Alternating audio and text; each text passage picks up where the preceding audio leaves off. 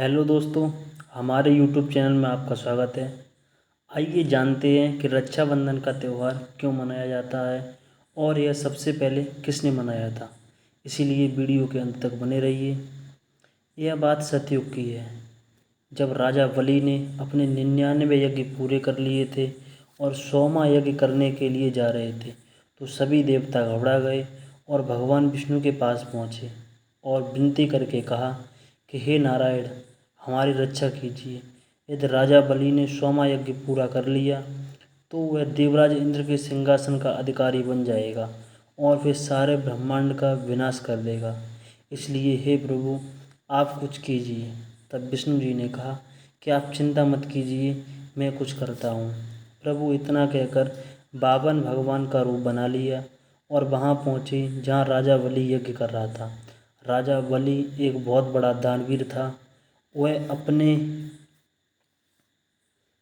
वह अपने दर पर आने वाले किसी भी याचक को खाली हाथ वापस नहीं जाने देता था।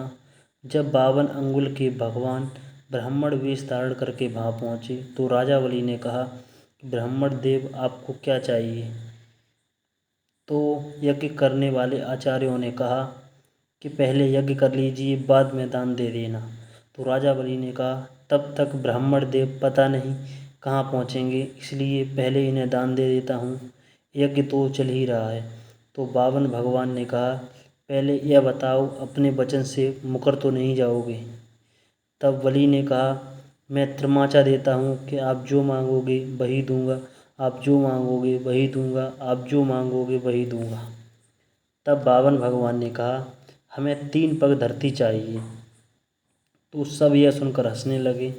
तो राजा बलि ने कहा, आप 52 अंगुल के हैं, आप 3 पग धरती का क्या करेंगे, आप कुछ और मांग लीजिए। तब 52 भगवान ने कहा, हमें केवल 3 पग धरती ही चाहिए। तो राजा बलि ने कहा, तीनों लोकों में मेरा ही राज्य है, आप जहाँ चाहो वहाँ पर 3 पग धरती नाप लो। 52 भगवान ने अपना विशाल रूप बनाकर एक पैर धरती से ब्रह्मलोक तक पहुँचा और दूसरा पैर ब्रह्मलोक से पाताल लोक।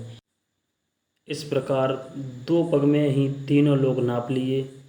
फिर तीसरे पग की बात आई तो राजा बलि लेट गए और कहा कि हे ब्राह्मण देव, आप अपना पैर मेरे सिर से पैर तक नापकर अपना तीसरा पग नाप लीजिए। फिर 52 अंगुल के भगवान ने बलि के सिर से पैर तक नापकर अपने तीनों पग धरती नाप ली और राजा बलि के इस व्यवहार से 52 भगवान बहुत प्रसन्न हुए और अपने विष्णु भगवान वाले रूप में आकर बोले, हे राजन, मैं आपके व्यवहार से अति प्रसन्न हूँ, इसलिए मैं तुम्हें एक कल्प के लिए पाताल लोक का राज्य देता हूँ और मैं चाहता हूँ कि तुम मुझसे कोई वरदान मांग लो।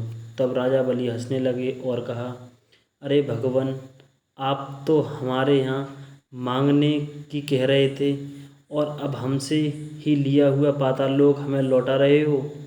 अरे थोड़ी देर पहले की बात याद करो, आप खुद मेरे दरबार में याचक बनकर आए थे और अब हमें मांगने के लिए कह रहे हो। तब भगवान विष्णु बोले, मैं आपसे बहुत खुश हूँ, इसलिए भेंट स्वरूप आपको पाताल लोक का राज्य वापस करता हूँ और आपसे एक वरदान मांगने के लिए आग्रह करता हूँ। तब राजा बलि ने कहा कि आपका दिया हुआ राज्य हमें स्वीकार है और आपसे वरदान के रूप में मैं चाहता हूँ कि आप मेरे 52 द्वार वाले महल के द्वारपाल बने और मैं जिस भी द्वार से निकलूँ तो आप मुझे वहाँ अपने दर्शन दें। इसीलिए मैं चाहता हूँ कि आप मेरे द्वारपाल बनकर रहें। विष्णु भगवान जी ने कहा, ठीक है, ऐसा ही होगा, मैं द्वारपाल बनने के लिए तैयार हूँ। फिर विष्णु भगवान वहीं रहकर बाली के द्वारपाल बन गए। इधर जब राजा बलि के यहाँ विष्णु भगवान रहने लगे तो उधर क्षीर सागर में लक्ष्मी जी बेचैन हो गईं और उन्हें पता नहीं चला कि भगवान विष्णु इतने समय से क्षीर सागर में क्यों नहीं आए।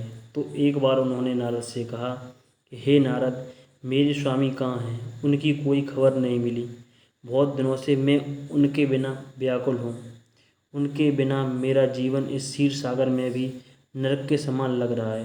तो नारद ने माता लक्ष्मी को सारी कहानी कह सुनाई। तो माता लक्ष्मी ने कहा, अब मेरे स्वामी वापस क्षीर सागर में कैसे आएंगे। माता लक्ष्मी को दुखी देखकर नारद जी ने एक उपाय बताया कि सावन चल रहे हैं और राजा बलि एक बहुत ही दानवीर राजा है। इस महीने की पूर्णमासी को आप राजा से अपनी सहायता के लिए विनती करना, तो राजा बलि से उपहार के रूप में आप अपने स्वामी को मांग लेना। यह सब सुनकर लक्ष्मी ने अपने सारे आभूषण और राजसी वस्त्र त्याग कर एक साधारण स्त्री के रूप में राजा बलि के पास पहुंची और कहा, हे भैया, आप मेरी सहायता करें और आप मुझे आश्रय प्रदान करें। अरे बहन, तुम कौन हो मैं तुम्हें नहीं जानता, लेकिन तुमने भाई कहा है इसलिए तुम मेरे घर में रह सकती हो और जो चाहती हो वह मांग लेना। इस प्रकार माता लक्ष्मी राजा बलि के महल में रहने लगी और जिस दिन श्रावण मास की पूर्णमासी आई उस दिन रानी लक्ष्मी ने प्रेम से राजा बलि को चंदन से तिलक लगाया और उनके दाहिने हाथ में एक धागा बांधा और कहा, हे भाई, यह धागा तुम्हें याद दिलाता रहेगा कि तुम्हारी एक बहन भी है जिसकी रक्षा का दायित्व तुम्हारे ऊपर है और जिसकी सहायता तुम ही कर सकते हो और कोई नहीं कर सकता। तब राजा बलि ने कहा कि तुम असहाय नहीं हो, मैं तुम्हारा भाई हूँ। आप जो चाहिए वो मुझसे मांग लीजिए वरदान के रूप में, मैं तुम्हारी सहायता अवश्य करूँगा।